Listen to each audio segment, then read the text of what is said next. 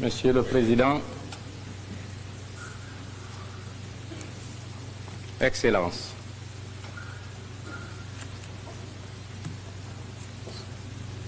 c'est avec une réelle émotion que j'ai l'honneur et la joie de m'adresser à votre haute assemblée et à travers elle au vénérable peuple des 82 nations que vous représentez.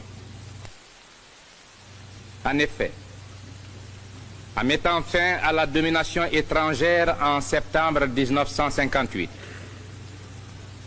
le peuple de Guinée avait placé son intime espoir en l'Organisation des Nations Unies.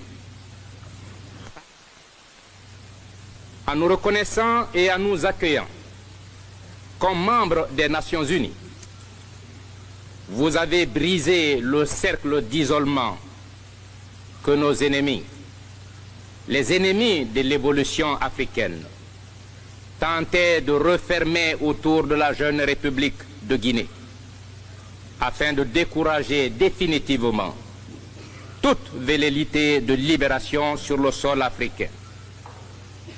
Combien il est réconfortant pour les patriotes que nous sommes de constater qu'aux heures les plus décisives du destin de nos peuples, la solidarité et la fraternité internationale ne font jamais défaut.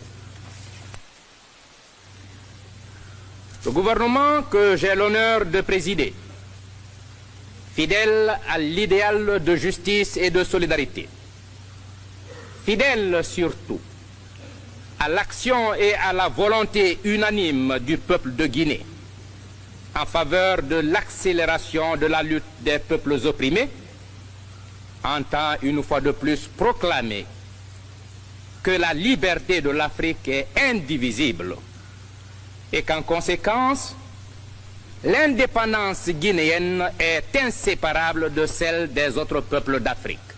L'histoire africaine connaît de nos jours une accélération telle que des événements décisifs et importants ponctuent son processus à un rythme inattendu.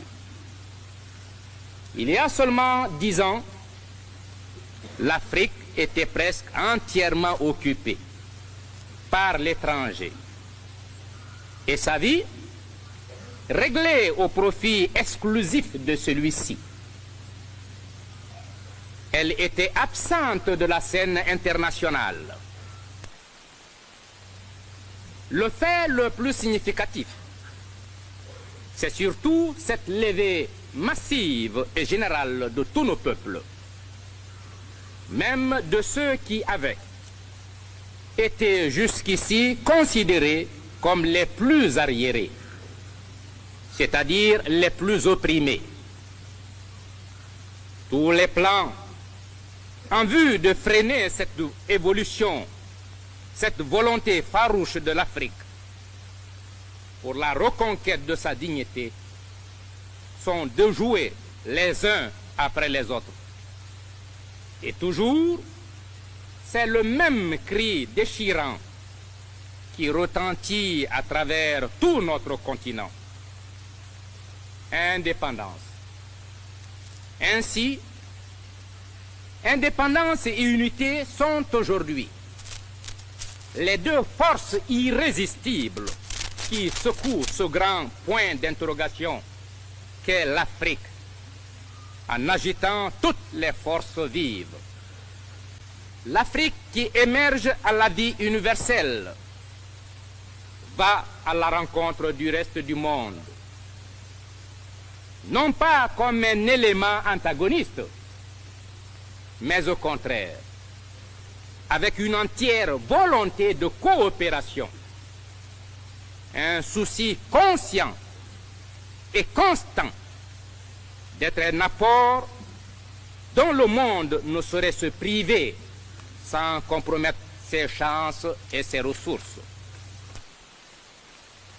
Les nations qui s'étaient attribué le rôle dirigeant en Afrique ont cru pouvoir agir au nom de nos peuples. On connaît l'échec qu'elles ont récolté.